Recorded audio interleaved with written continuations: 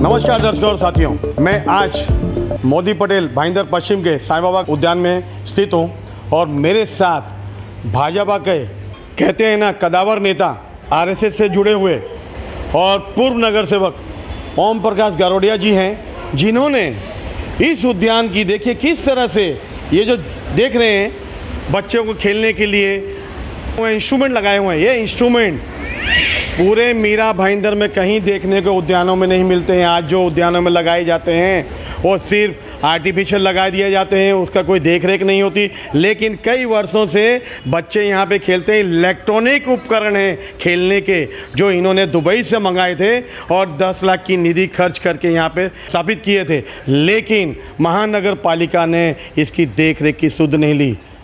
यहाँ के 4 नगर सेवक हैं, यहाँ 4 नगर सेवक है, 4 नगर सेवकों में कोई भी इसकी सुध नहीं लेता है। हम आपको दिखाना चाहते हैं किस तरह से बाकी के इंस्ट्रूमेंट, इलेक्ट्रॉनिक उपकरण, ये देखो भंगार की तरह पड़े हुए हैं, धूल खाते पड़े हुए हैं। क्या यही महानगर पालिका की कार्यशैली है? क्या यही नगर सेवक जो यहाँ के नगर सेवक हैं उनकी कार्यशैली है?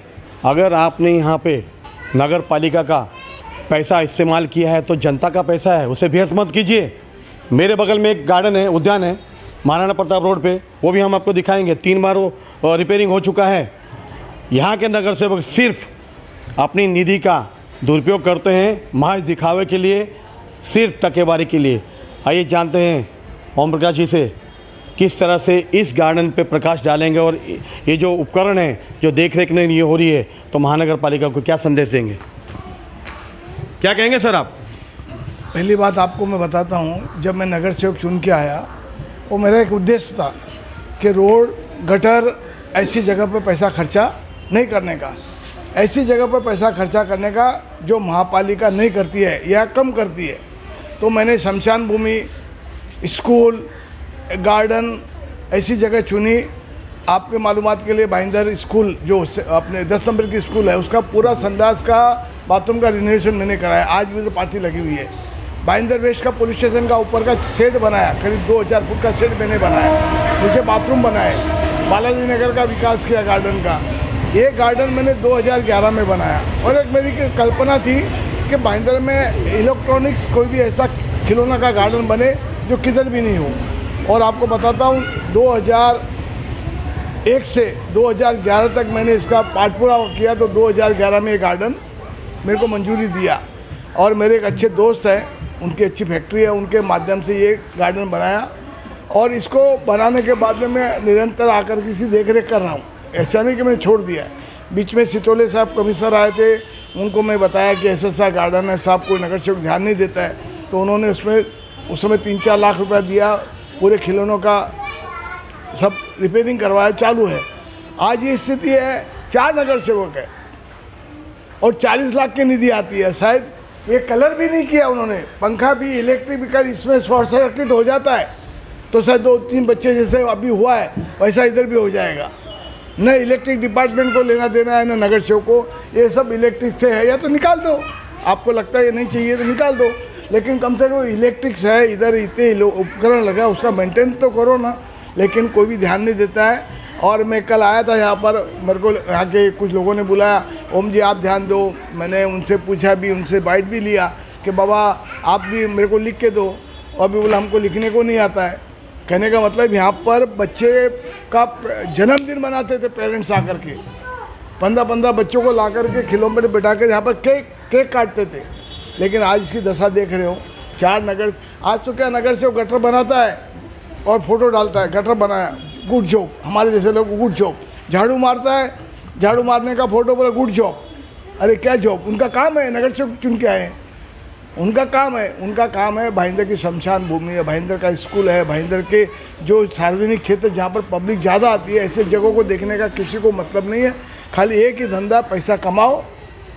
और ओम जी मैं आपको बीच में रोकता हूँ, आपके बगल में ही एक उद्यान है महाराणा प्रताप उद्यान, उसमें तो मेरे अंदाजे में 2 से 3 बार उसका रिनोवेशन का काम हो चुका है और अच्छी खासी निधि लगी है। तो क्या प्रकाश डालेंगे? उस गार्डन की ये स्थिति है, मैं किसी नगर सेवक का नाम नहीं लेना चाहता हूँ।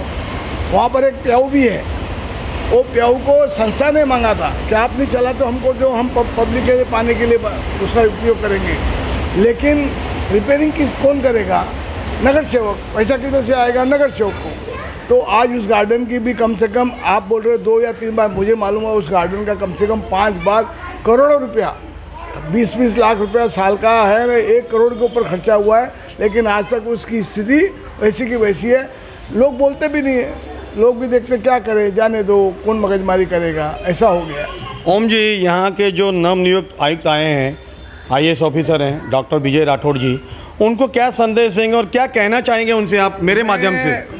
विजय राठौड़ जी से एक विनती करूंगा, सबसे पहले जो डिपार्टमेंट के लोग हैं इनका आपस में कोऑर्डिनेशन चाहिए। उद्यान का काम करता है बांधकाम विभाग और देखरेख करता है उद्यान विभाग, समझिए ना आपने। स्कूल का शिक्षण एजुकेशन डिपार्टमेंट करता है, लेकिन उसका रिपेयरिंग का काम कौन करता है? बांधकाम विभाग। बांधकाम विभाग अपने केबिन में बैठ करके जो दे देता है उतना ही करता है, वो प्रत्यक्ष जगह पे आता नहीं है। इसलिए मेरी आयुक्त साहब से विनती है, एक तो सभी डिपार्टमेंट के कोऑर्डिनेशन चाहिए, जिसका खर्चा पैसा जिसके माध्यम से होता है उसका, और जिस अथॉरिटी जो काम करती है देखरेख करती है उनका आपस में कोऑर्डिनेशन होकर से उनसे बात होनी चाहिए। और खुद मेरा भाईंदर के ऐसे बहुत जगह है जो बहुत सुंदर बनाई गई है, लेकिन उसकी देखरेख नहीं है। तो एक अपना प्रोग्राम बनाए हफ्ते का, शमशान भूमि भाईंदर की जो 25 शमशान भूमि उनको देखने का प्रोग्राम, एक दिन भाईंदर की 36 स्कूल है उनको देखने का प्रोग्राम, और उनका ऑडिट करवाए। ऑडिट करा करके उसमें एक्चुअली क्या चाहिए उसका पूरा ब्यौरा तैयार करके बजट में खर्चा करे तो महापालिका को बजट में भी बहुत बड़ा फ़ायदा होगा। नहीं तो नगर सेवक सुचाता है और वहाँ पर बांधकाम उधर बैठ करके एस्टीमेट तैयार करके पैसा खर्चा कर देता है। देखिए, बड़े सुचारू रूप से सुंदर शब्दों में संदेश दिया इन्होंने आयुक्त को, विजय राठौड़ जी को, और कहा है किस तरह से एक टीम तैयार की जाए, ऑडिट किया जाए, और ऑडिट करने से पता चलेगा कि सही मायने में कितना खर्च लगा है और जो पैसा जनता का है वो व्यर्थ तो नहीं हो रहा है। बहुत सही कहा है, आयुक्त को इस पर संज्ञान लेना चाहिए। हम जरूर अपने माध्यम से आयुक्त को संदेश देना चाहते हैं। आइए बच्चों से जानते हैं किस तरह से इस गार्डन को यूटिलाइज़ करते हैं और कैसा उनके दिल में अनुभव होता है। बेटा, इस गार्डन में आप खेलने आते, क्या नाम है बेटा आपका? सुमंत। आप इस गार्डन में खेलने आते तो कैसा लगता है आपको? बहुत अच्छा लगता है। ऐसा गार्डन मीरा भाईंदर में और भी कहीं है? नहीं और है, लेकिन इससे अच्छा नहीं है। कब से खेल रहे हैं बेटा इस गार्डन में आप? बहुत दिन से। मतलब कितने सालों से खेल रहे हैं? 2-3 सालों से। कहाँ रहते हैं बेटा आप? सामने में। देखिए, बच्चे भी कह रहे हैं कि इन्हें इस गार्डन में आके खेलने का कितना आनंद आता है, और सही माने में ऐसे इलेक्ट्रॉनिक उपकरण जो मेरे पीछे देख रहे हैं, ऐसे मीरा भाईंदर में किसी उद्यान में देखने को नहीं मिलेंगे आपको। सिर्फ इसी उद्यान में 10 लाख की निधि से स्थापित किए गए थे, लेकिन भंगार की तरह महानगर पालिका के अधिकारियों ने कई उपकरणों को भंगार बना दिया, और यहाँ के नगर सेवक आँखों में पट्टी बांधे और उनके कानों में जूं तक नहीं रेंगती। मैं कहना चाहता हूँ नगर सेवकों से, करीबन ये जनता का पैसा है, इस जनता के पैसे को व्यर्थ मत करो। और भी हम इस गार्डन में दिखाएंगे किस तरह से अस्त व्यस्त अवस्था में शेड पड़ा हुआ है कई सालों से इसी अवस्था में, और ये फट चुका है, बारिश में टपकता है, पानी टपकता है, बच्चे इसी टपकते पानी में यहाँ खेलते हैं। आयुक्त साहब, अपनी आंखें खोलिए और शहर का मुआयना कीजिए, और ओम प्रकाश जी की बातों को गौर फरमा के इस पर अमल कीजिए। कैमरामैन प्रभान बिंदा के साथ शशि शर्मा।